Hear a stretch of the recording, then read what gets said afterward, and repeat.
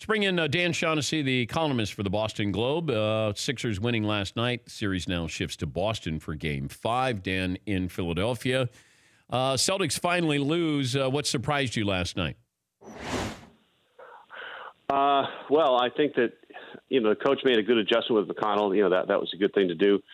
And it's kind of predictable, 3-0. I mean, truthfully, everybody knows the Celtics really didn't deserve to be up 3-0. I mean, I guess they did deserve it, but Philly had a 22-point lead in Game 2 and then made numerous stupid mistakes down the stretch of regulation and overtime in Game 3. So there they are, Celtics sitting at a 3-0 lead. Vegas has ranked the Sixers ahead in every game. Going in, the Sixers were favored all 4 games, including by 9 points in Game 3, the first game back here. So, and they're favored again tomorrow night. So Vegas loves the Sixers. They are deemed to be the better team. They're down 3-1, and they're not going to win. But this makes it a little bit more interesting. Are they the better team? Well, I think if you drew it up on paper and talked about, in the abstract, maybe, but as a team, no. Clearly, they're, Celtics, even though they're equally young, and Tatum hasn't played the playoffs till this year, but the Celtics did have that experience last year of getting to the conference finals. They played all year without Hayward. They played a month or two without Irving. And it's just the coach does a great job. And I think that the Celtics are a better team at this point than the Sixers, and I think they'll close it out tomorrow night. When Kyrie went down, if I would have told you this team could be advancing to the Eastern Conference Finals, what would you have thought? Yeah, Dan, when Kyrie went down, it was like this became an audition for 2019. It was like the playoffs, great. Let's see what they can do. We'll take a look at everybody, and it'll give you some idea what you're looking at next year. I had no expectation that they were going to get to the NBA Finals, which, they certainly have a chance. They're going to get to the conference finals. They're going to play LeBron again. I think LeBron sent them home, 4 times in this century, and he's sent a lot of people home. And the way they're playing now, it's amazing. But what Boston has done is beyond all expectations once Irving went down. I mean, the expectations were there even when Hayward went down. They won 16 in a row out of the gate, and they were the flavor of the month of the NBA at that time. But that kind of went away with the, Tice. They lost Tice. And then Irving was a big blow to them, and they've been able to hang in there and play some of their best ball in these playoffs.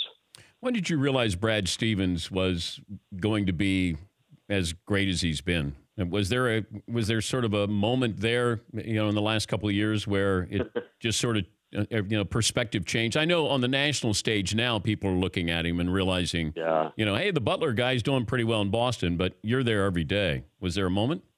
Well, he's got that level. I mean, he's Gene Hackman and Hoosiers without the criminal record. He's just this guy that knows basketball, knows how to handle the boys, and gets the most out of them. They're all in the right place. They're where they're supposed to be.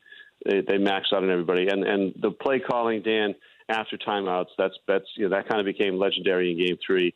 And then guys from Butler were saying, yeah, we did that 8 years ago in the tournament or whatever. So I think that we've kind of seen it evolve, and each year has gotten a little bit better. And that's why this year is interesting, because last year they got to the conference finals. Well, how much better can you do than that? So, that would be getting to the NBA finals. Maybe they can do that. But, his stock is so high right now. I think he could bring Amazon to Boston. That's the last job for Brad Stevens. Look at you. You got Hoosiers in there. Did you use these in your column? Oh, yeah. Everything's been okay. tried out already. You know that. Yeah. You're just recycling it for my audience. Well, thank you, though. I appreciate that.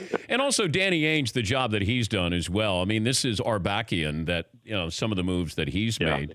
And I know we don't necessarily, he doesn't get mentioned there as much or, as a great GM like he should. But, credit goes to him. Yeah, I really, one of the good parts about him in our town, he doesn't take the heat. He doesn't react when he gets criticized, which is frequent, believe it or not.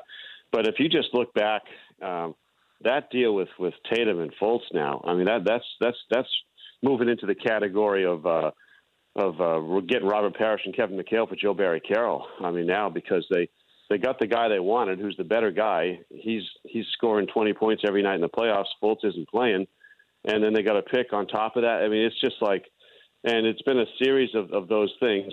I mean, not everything worked out. He he drafted Kelly Olynyk instead of the Greek Freak. I mean, everybody's got that on their resume, but I think that on the totality of it is amazing. He's got a really good team, and he's got a good chance to go to the conference finals without Kyrie Irving and Gordon Hayward, who will be back next year, presumably, which means we should be looking at these two teams, Philly and Boston, for a 6-7 year run if people stay healthy.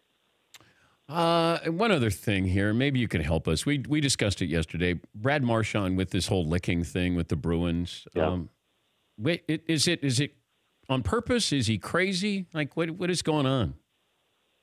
Yeah, love the player, hate the act. There's no place for that. I'm surprised it played at all in Boston. I think with the coach they have, with the players in that room, Bergeron, Chara, they've got to be embarrassed. Again, no place for that. It's just stupid.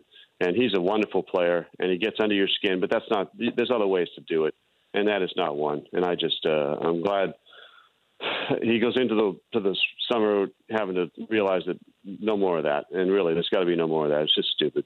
Oh, one other thing. Did people in Boston buy into the possibility of trading up for Baker Mayfield with that number 2 spot if he was going to be there, according to his agent? His personality doesn't seem in line with what they do here. So I don't know, and I think that basically there's the whole "in Bill we trust" thing outside of Malcolm Butler. That philosophy generally plays well to the crowd back there. So if Bill's bundling picks and figuring this year's draft's not that good, we'll go next year and trading 3s and 4s for next year and stuff like that, people just go along with it and say that's okay. It is weird that after a Super Bowl in which they couldn't get the other team off the field, they lost a game in which they did not punt. They didn't pick any defensive players up high. Safe travels, Dan. Thanks for joining us as always. Take care, Dan. For more Dan Patrick Show, tune to Audience Channel 239 on DirecTV or download the Dan Patrick Show app.